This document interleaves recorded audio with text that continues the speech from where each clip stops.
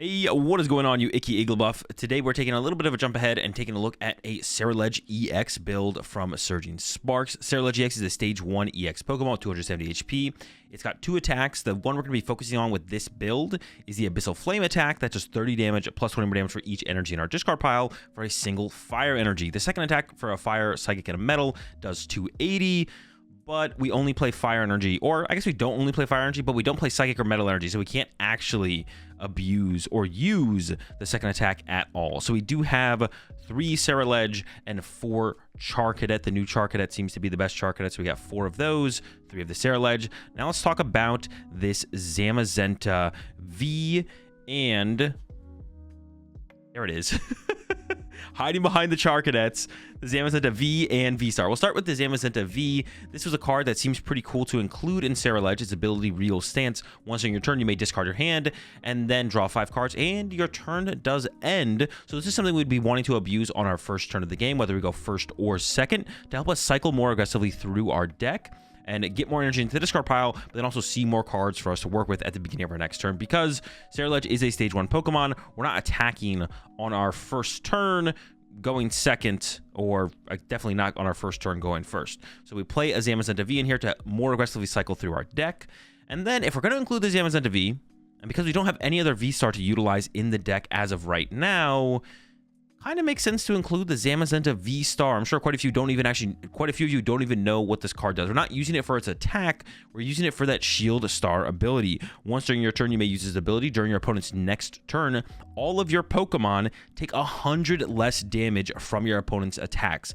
So it effectively turns everything into like a tank. It would turn the Zamazenta into a Pokemon with 370 HP. It would turn the Ceruledge into something that has 370 HP. Even the Charcadet would have 170 HP, effectively. So this is a way for us to regain control of the prize trade if we do fall behind in it. If our opponent gets the first 2 prize knockout on, let's say, one of our support Pokemon, like our Squawkabilly, then we could turn to Zamazenta Star Shield, plus take a 2-hit KO ourselves, and then if our opponent just can't knock out a 2 prize on the next turn because they have too much HP now, thanks to the Shield Star, we can take another 2 prize knockout on our following turn, and now we've regained control of the prize exchange because of the Zamazenta's V-Star power. Up next, we have a 1-of Drillbur with the Dig Dig Dig ability. When you place Pokemon from your hand onto your bench, you may search your deck for 3 basic fighting energy and discard them. So a way to just accelerate our energy into our discard pile. And the card I'm probably most excited to be including in this build is the Screamtail EX. I've been waiting for a deck that it seems like this works well in. For a colorless energy, you can use the attack Scream only on our second turn. What does it say again? You can only use this attack only if you go second, and only during your first turn. So our first turn going second, we can use Scream. During our opponent's next turn, they can't play a supporter card. Now that is a pretty big deal. Most decks, every deck wants to play a supporter card every single turn that they possibly can, especially if you go first. That second turn after you've gone first is a pretty big turn to be able to play a supporter card, but we're shutting it down with the Scream.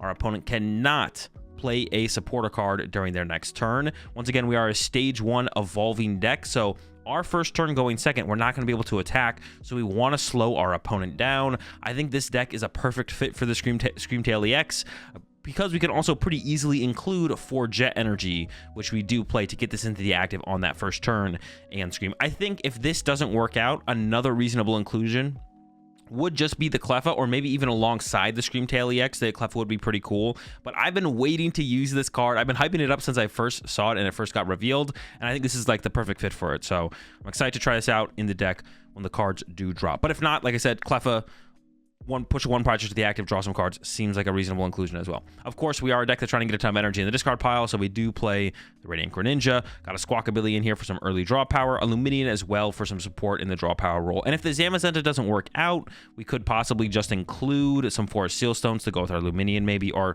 if the Luminian's not good enough, we'd cut that as well. Supporters, no surprise.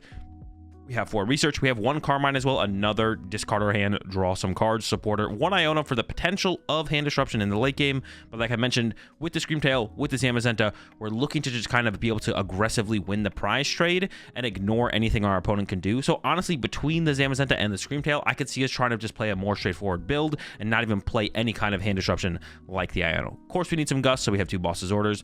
Pokemon Search, we got 4 Nest Ball, 4 Ultra Ball, and then just 1 Buddy Poffin, but we do need to find our Charcadets. So I do like the idea of including one. Now, we do play a lot of energy, and we do need to get a lot of energy into the discard pile. And we could just play energy instead of Earthen Vessel, but I think the Earthen Vessel is helping us find 2 energy and also giving us another way to discard energy out of our hand is probably going to help us cycle our energy into our discard pile more aggressively than just playing a bunch more energy. So 4 Earthen Vessel, got a little bit of recovery here as well with some Night Stretchers. Got the perfect mixer, a new ace-spec card coming out in Surging Sparks. Search your deck for up to 5 cards and discard them. We're probably going to be discarding 5 energy with this. But if we're getting closer to the end of the game before we find this, we could just thin our deck out of like anything we don't need to close out the game from there. Now, we are a pretty aggressive deck. We do play Pokestops. So with that, I'm including a Pal Pad to recover our supporters heading into the late game. Namely, Boss's Orders is probably going to be the big one we're going to look at recovering. And then 2 Pokestops to help us cycle through our deck more aggressively. Definitely could see going up to 3.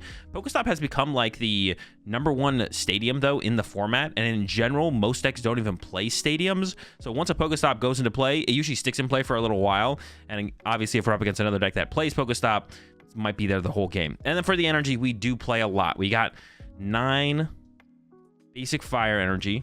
We have 6 basic fighting. I'm not sure the count of basic fighting. If we want to include the Dribbler, I'm not sure how many basic fighting we should include. It should definitely be more than 4. Maybe 5 is the perfect number, or the right number. 6 is a little bit more comfortable because we do want basic fightings in the deck. When we go to play the Dribbler, we want 3 basic fighting energy in the deck. So we don't want our early draws and our prize cards to get too involved with not making that possible. And obviously when we go to use Earthen Vessels, we'll prioritize some fire energy before we start prioritizing the fighting to potentially be able to take advantage of the Dribbler. But I'm not sure the perfect count. I'm going with 6 right now. And then of course you do have those 4 jet energy, not only to help us get the Screamtail into the active early on, but the Zamazenta also has 2 retreat costs, so this could get stuck in the active in the late game. So some form of a switch card is going to be needed for that. So the Zamazenta doesn't get stuck, but then like I mentioned, the Screamtail combo here with the Jet Energy. So we got 4 Jet Energy in here. And also it just eventually they will eventually make their way to the discard pile, which still fuels Ceruledge's attack. It's just energy cards, not specifically special energy. All right, there we go. My first take on Ceruledge EX. Let's shuffle it up, run through a quick game, see how it plays. All right, we're all shuffled up here. And as always with these, I always mention this, we're pretending we won the coin flip, so we will be going first with this deck. Although I could see, because of the Screamtail, there would be maybe some matchups where we'd want to go second.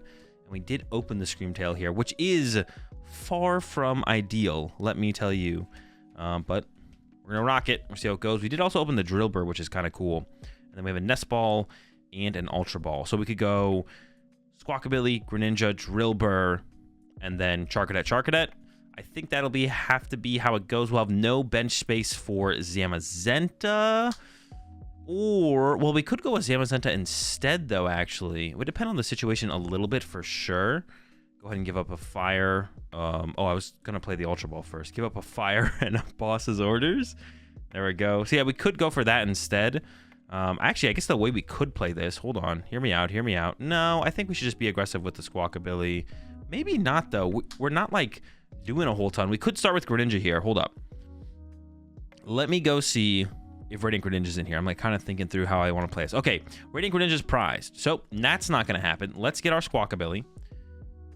And then I will also Ultra Ball, get rid of a couple fires, grab ourselves. Now I'm leaning towards the Zamazenta, to be honest. I'm going to go for it. I'm going to go for a Zamazenta discard here. Oh, hang on. We're not done yet. Bench our Zam, and then we're going to go ahead and Drillbur. Dig. Get rid of 3 of those fighting energies. Continue to cycle through our deck here. Boom. And I guess one of these fires, honestly, instead of discarding a fire energy here, well, I have the Night Stretchers here, so I'm just going to go boom, Night Stretcher, recover a fire, attach it to our Screamtail. We can't attack with it, but we'll be able to retreat it. And then boom, Squawkabilly, draw 6 here. 1, 2, 3, 4, 5, 6. We did get a Charcadet. I was kind of scared there for a second, I'm not going to lie. And the hand is honestly not terrible. We also got the perfect mixer here, so let's go ahead and perfect mix, get rid of the rest of these fighting energy, and then probably a couple fires. So we're getting 1, 2, 3, 4, 5. All right, get rid of those. Keep cycling through the deck. Then we'll go ahead and play Pal Pad. Shuffle back just the Boss's Orders, because that's all that's in here that's worth shuffling, or all that we can shuffle. Boom, Boss goes back to the deck. And then we're probably just going to go ahead and Regal Stance here, discard our hand, and draw 5 cards. And that will end our turn. Go over to our opponent, who hopefully they're not playing too aggressive of a deck here, because losing our Scream Tail would be pretty bad. I guess we could have retreated to Drillbur, but then we kind of get stuck for a turn, so that wouldn't be very good. We do have quite a few energy in here. All right.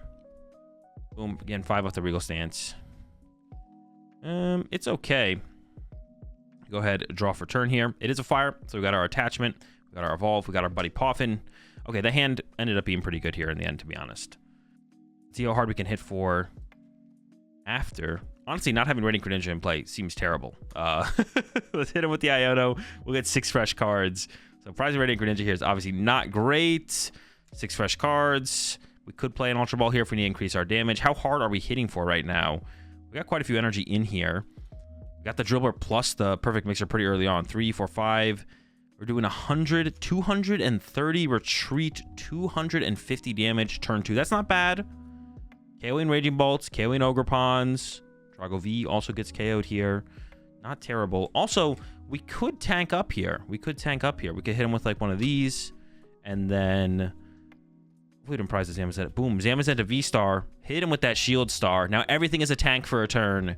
And yeah, it'll be tough for our opponent to draw a prize card. We reduce the damage that all of our Pokemon take in play by 100 damage. That's not bad. That's a 370 HP Ceruledge for a turn.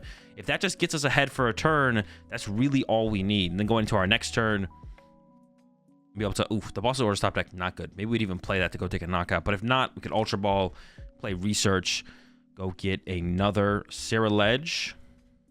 Draw fresh 7 off the Research. Oops, one more. Boom. Attach return here. Play 2 Earthen Vessels, continue to cycle through the deck.